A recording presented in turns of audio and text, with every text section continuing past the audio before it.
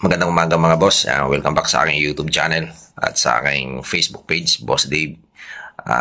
Mayroon na naman akong topic na sasabihin sa inyo ngayon about ito sa mga students na nagsipag-graduate ngayong taong 2024. Alright, bago tayo tutungo sa topic natin mga boss, kung bago ka pala sa aking channel, ay huwag mo munang kalimutan na i-like and share at mag-comment ka dito sa baba sa aking video para mapag-usapan natin at ma-shoutout natin ang iyong pangalan sa aking vlog, sa mga susunod na vlog ko. Madalas ako nagsha-shoutout sa huli ng aking mga video, kaya tapusin mo yung video nito para makita mo ang iyong pangalan para ma-shoutout kita. Okay, let's go guys. Sa mga students na mga gagraduate ngayong taong 2024, ito lang masasabi ko sa inyo guys. Mga boss, kayo ay graduate na, di ba? So sana naman ay kayo ay makatulong din sa inyong mga magulang, sa inyong mga parents na nagsakripisyo ng ilang taon.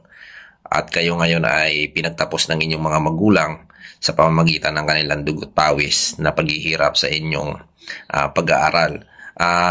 Mabutihin nyo lamang na kayo ay makapagtrabaho at maibalik nyo rin yung suporta na ipinagkaloob sa inyo ng inyong magulang.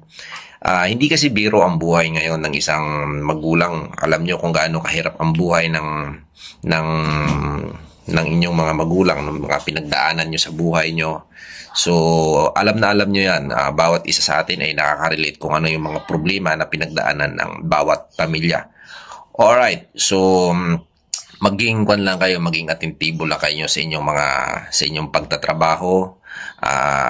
Alam nyo, ang magulang natin ay tumatanda yan at dumarating ang panahon na sila ay nanghihina.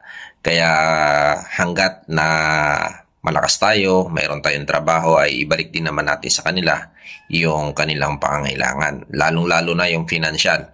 Dahil nung kayo ay nag-aaral, nung panahon na pinag-aaral kayo ng inyong magulang, ay grabe, halos subsuba at hirap na hirap sila sa kanilang pagtatrabaho.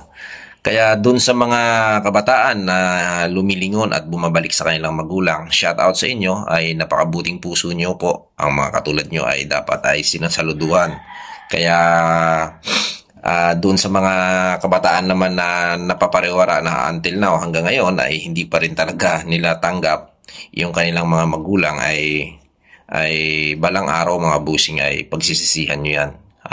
Dahil ang magulang, baliktarin mo man yung mundo, ay magulang mo pa rin yan.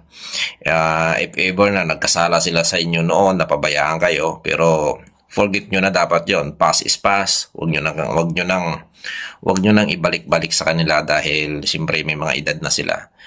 Maraming mga pagkakataon na pangyayari noon na hindi natin naintindihan yon kasi noon bata pa tayo. So, sa video ito, sana makarating sa mga kabataan yung message ko na ito na makapagtrabaho nawa ang bawat isa. Sana makatungtong sa mga maayos na pamumuhay para maiyahon nyo yun sa hirap ang inyong mga magulang. Lalong-lalo na ang inyong mga pamilya nang kayo ay naghihirap nung kayo ay nag-aaral.